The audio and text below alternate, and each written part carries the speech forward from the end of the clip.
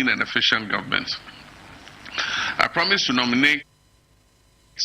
the complete list of cabinet ministers for parliamentary approval within the first 14 days and to constitute the leanest and most efficient government under the Fourth Republic within the first 90 days.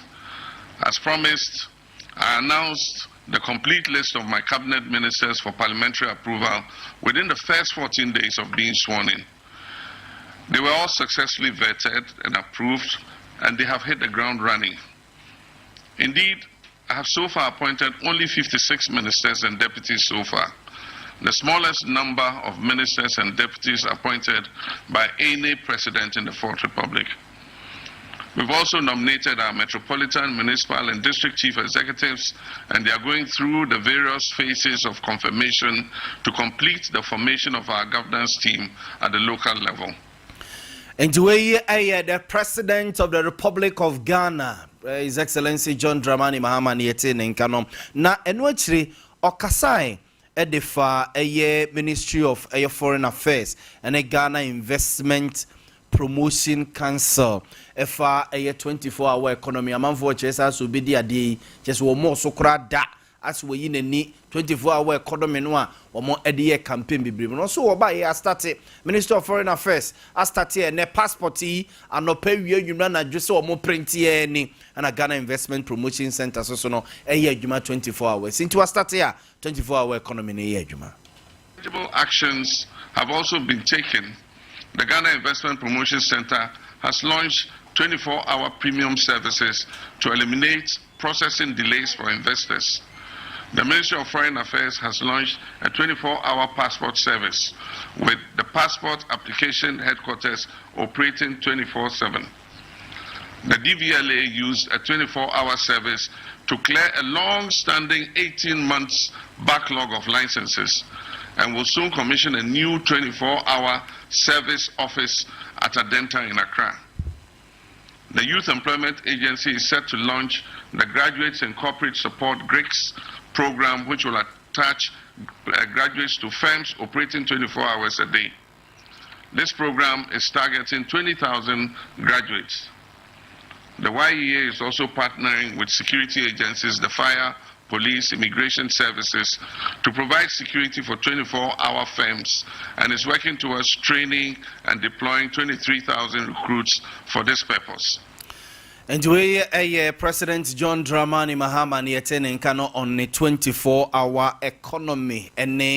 120 days no de wa ye de afa ho and watch as ashase ye adwuma kra de dada eni ma pisu su de akire eba and wakire okasai edefa eye omayi ye galamsey ho asem a chese nkamia kwati so my Ghana ye kwaya hodo nyina kwaye brintu ahodo a ye nananom de to honom yabo ho ban ya besine chese dodo na galamsey fo ya tie simu ade oso me ye no wo mo aye no mampani John Dramani mama kasa de fa ho se nyamia dom na ba yi ba ye wo mo eni apostifo ne asojafo aka bomu a sesei nenka ye forest reserve be enkono nan ya na wo honom no a na galamsey fo atie simu a na mo se no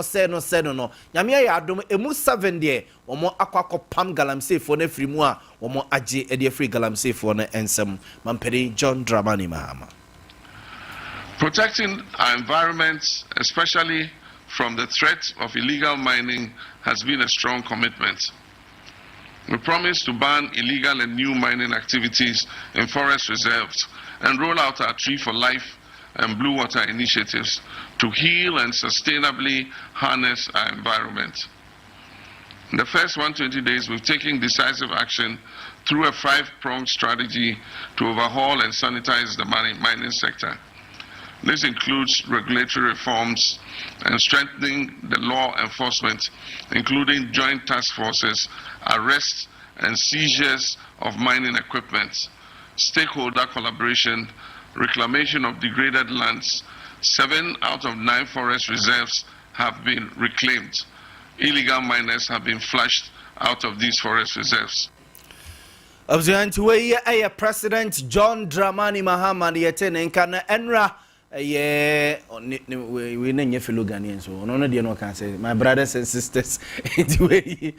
President John Dramani Mahama, and not yet no and canon. Now, I'm for your call, man, so not Yakwaku Dinko Mokakra. Call Yakwaku Dinko, Monbakaya, Enra, Medetumanim, sir, President John Dramani Mahama, Jina Tumia, Ghana Constitution, dear man, so Abo Nipa Binumudin, say. Assembly members small honorable so no ji omutumu a omo enkoye adwuma enkosi na nam ewo district ahodo a ewo Ashanti region na emu ba ko a President John Dramani Mahama eyi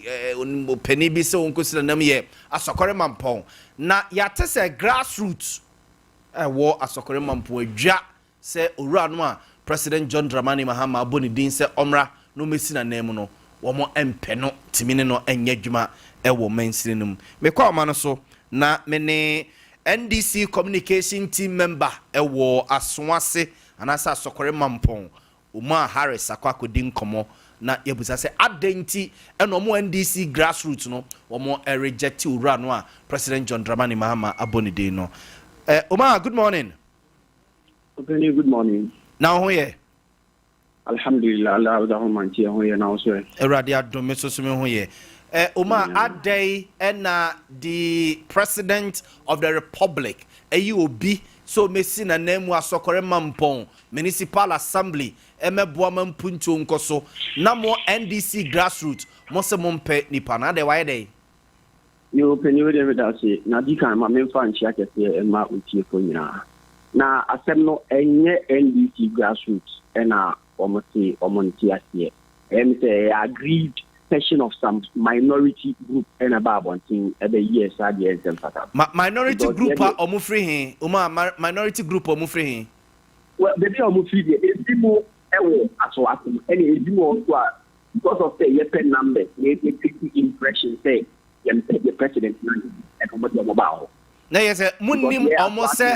omo known members of NDC meboa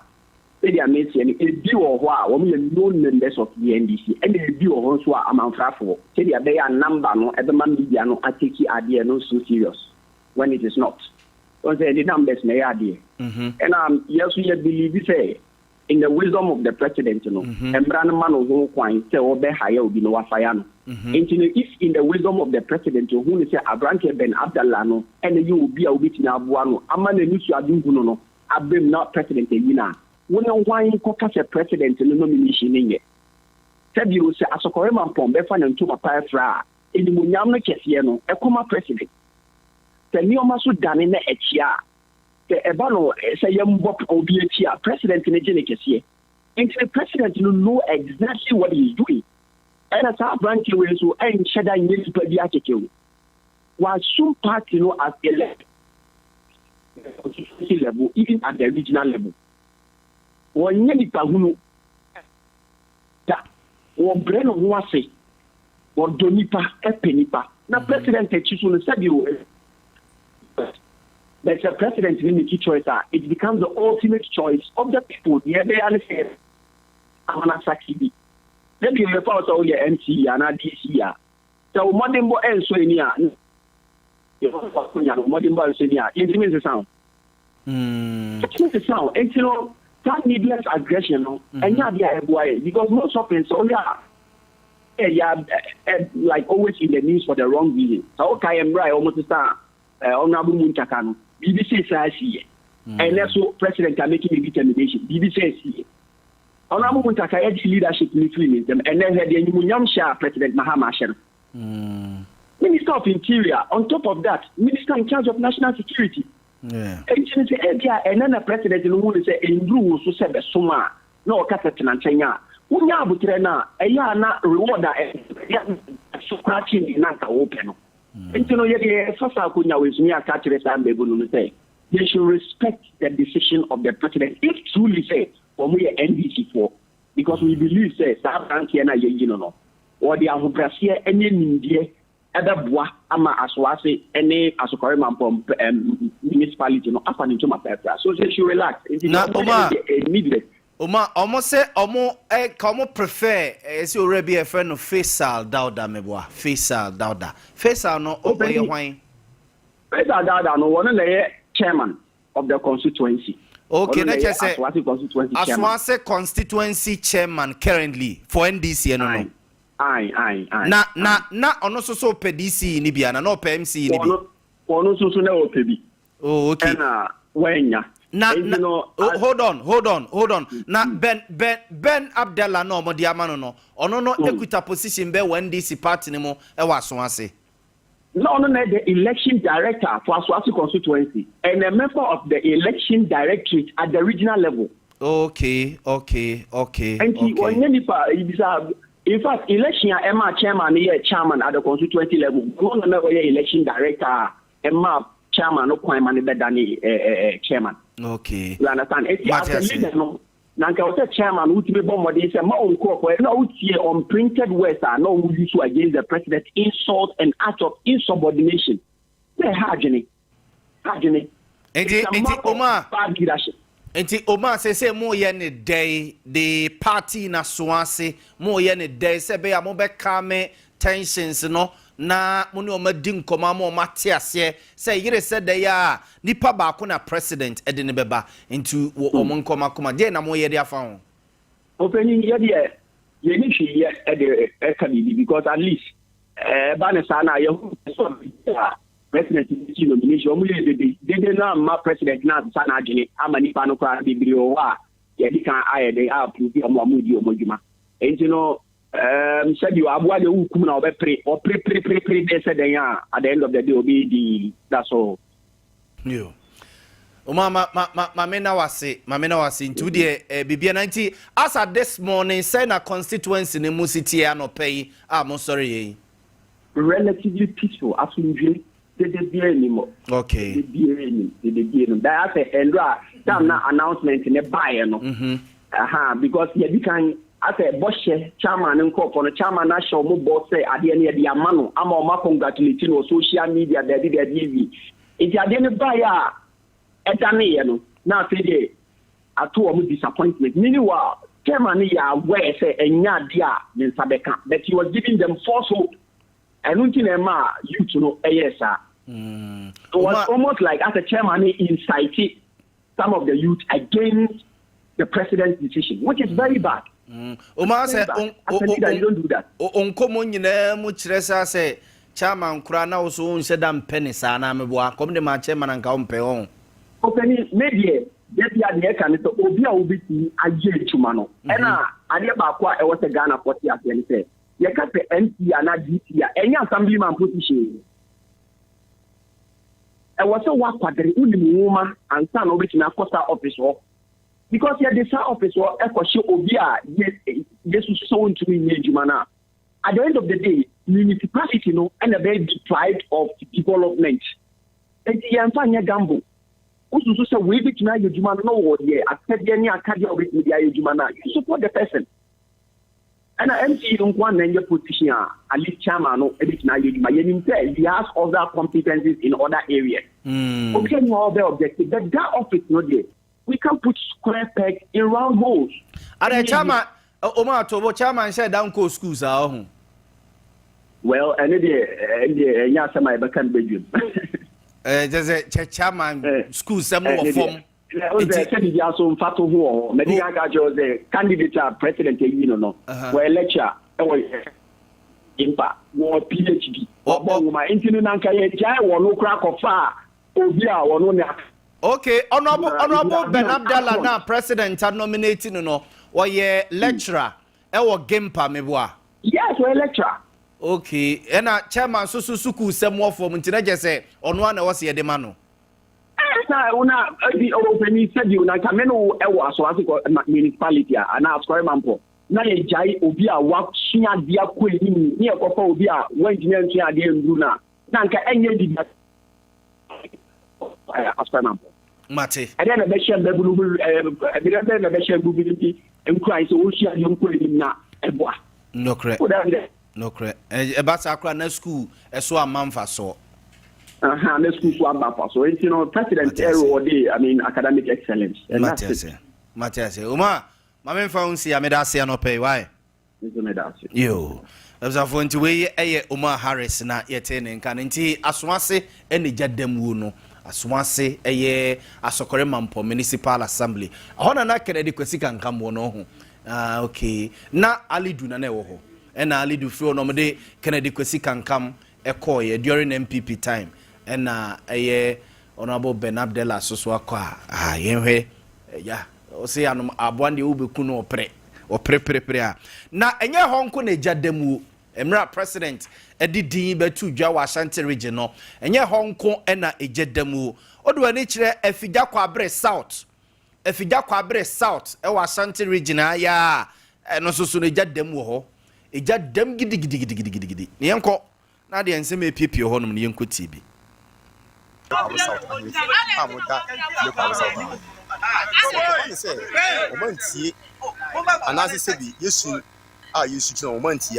yedi yakuso kenya party me de dey akoma so party me ntimi party ye be again say ye wo gigi on pay from say dey ye no o me tie sisi because they o paka say yemfa ebisi ye mba no yemfa ebisi ye kama na woni asem akubo me pese se wo tanya wo han pese de me ka di kire se bi fige kwabo south eni se manyoku aiwo national energy ye no me high of fige kwabo south wa ye ma me beti you more your mouth say beti na beti ne sum o fige kwabo south wa ma no wo boye ma no eye yimu na wo de ba se wo fi se bi wo no se wo se won timi control a wo de se bi won kan listen ho nko for e friends ye chama wo de anu ase ye chama kuso we sia ono na de ne ba o ba ye wo yes ha ma fe we kan no so a wo de ba ye man MC says ye se ye bunyu na nsi ya na ye pe ne ba ye pe so ba so we won meje tutu ba wo ye chama ne na kusi ye ne na ye de enanti ye NVV ye wo village ba bia ba bi de tumo chimponsum na ye na misum ne ekoba papa kan kwe passe e brebe ne chewu na ma me abre na ye titi di bi se Abzanfo nti we ye figya kwabre south constituency so na enyasem ketwa na enye honko se asomase egyadam figya kwabre south egyadam okọ asokwa so a yesi abo camel aso ye shema enyasem ketwa emre ebo ni din ye hu se ni nua manum binom ne eja manfo tutu campaign ni ade yesi enra nyame nko a ezi supporters ni bi ko mu ye demonstration kra na eja the timely intervention of the police na stop yes ade na e wasokwa municipal e be try na ewura ho no man opay ye ni assembly members ni binom ne party fo ni bi e di nkomodie ntia amo camel o ma sorry say omo any president nyadwene so de ne eba sokwa ba be ye adwuma but amo so a fine gentleman on a deputy communication officer for the party e wa Ashanti region Asante meboa yes on a deputize Abbas Nuruddin meboa yes nti eno no Asante akwa ba ma chen nija de ya ba beto no say masaso atekra se de sana eze ofuru krum so se dide kakra bi so ho na say president aka district mi no de beba wa Ashanti region atwemamponua na Asante mampo atwemamponua be ja no ofo ho no atwemamwa be ja na mai barekesi no ho na sa na mai okay na mampo de me sources che say enam na mampo hene fra wo fra ntoma ne tentem no omo de ban ato activities ne bibia so e wo Asante mampo nti omu ntimi enko yi nipa no na omuyi na aso no within some few days so assembly members no ehia no mo koginitum eno nti na ama omo atwea sensen kakra nti Asante de epiepie no district assemblies no ne party for no ya ade ai ho afi woni se NDC amanyoku Ashanti region pa de won se nanka BBC no ase amanfo so raise concern me dem feel say a tribal sentiment kakra there about the names of nipa ne binom a president ebubo mu din so monko district no mo feel say they are not natives of that place because ye kase say ye the indigenes no any natives no and was ye dey omo build the kuro no a omo feel say that names and free constituency them ne district no cre ba de ba ko no so ayen so ya na da ye kan se konsta no se bi ndc for so mo te one party ni papi na se bi o mu indigenous no so na o ma yemu so mu yemu ho afiri o ma mpe anya o ma kono na adidi aba afi na se bi yonkofo obi a party omu ni ma medim se na ye kan se voter regime for instance e den ya obenyo bi voter regime ho because ho no omu ne dawson se bi non accounts for no ehede ni ho te dey abafo mu bi ba ha no settler communities ne dawson on se bi why such a fan planes are you expect se be obi a preferable by not na this wo but be also I me wan I manager you say bosome from kwai dey bi apia ku bibi ni sa di bi ko a it tells you and na dem who say baby wo nso so a as a candidate na e dey omoko on say candidate no parliamentary candidate na party no majority of them either say or no a parliamentary candidate and na say bia or constituency chairman and as a secretary and say be obi a wason party all this while na Adidi Abia na ebia ni indigenous no ani anye party no ho na esi chenchen ko fa man indigenous no nso no o se ahwemu kakra enti no nye bi na pie mampon mo so mo de mama bi ba na o mo se umunim no but later o mo ju ba ya we should be expected na make Ashanti region na yenim say NDC party as a ya kono NDC as MPP as a political party shouldn't see this as ade bi a bad omen for NDC no because nanka in some man's parts no and can be say no can e dey obi an amanfo head adwenya da enkoso sa na de nkra say obeyi wanim say me NDC ni Ashanti region moya kono akra betu moya kono ma ba akra wunya bi no wa ma se bi nyina ba ye because the last elections no mo last time mo free power no one Ashanti region na emam ye MC ni this so mo no two kura o na to tatwuma mponua any other few play but this am wo ma be for as 5 ah mo wom no say atwuma kwa ngoma oyoba and efija kwa bre south ya ye ken oyoba and atwuma mponua no kura so atwuma mponua no so yoba dina mo boy no te mo nipa be for 5 and I say is it ajuso so say me yati Jerin Asante me yati say yoba very good so asotwe for the first time no for the and baby to say ajuso for instance on say you obi asebo ya kan nia it means it is predominantly accounts for no go more on say pre-urbans the enko echiri no most of them na ye wa chiri kakra say baby adododofo e ko settles ni ade ne de you get these names titru so onye srem ni a obeye anwonani ana ebia obeye like enkrani and I okuta Asante din yes akandin nanso no onya Asante but no onya Asante ye de ne to ni fiewura and ye de ne to ebia epp and you know edin no per se no doesn't tell you say change na bi obaya kani but ya o mo bo so na de ba kopa me pese me katwa tell man pay mama 120 days no you say assessment wise no baby a why ade o score ni say oh yeah minti man is 70 by 60 plus or there me be man because every respect to ministers in particular on say about fourth republican amampanyi bia ma de less ministers say enya adwuma me the ministers na appointees no mo nko file o mo reference mo you know appearance say asset declaration na what do market ya 3 months ni ade maybe man be 75%. President said you and then the best one and what they call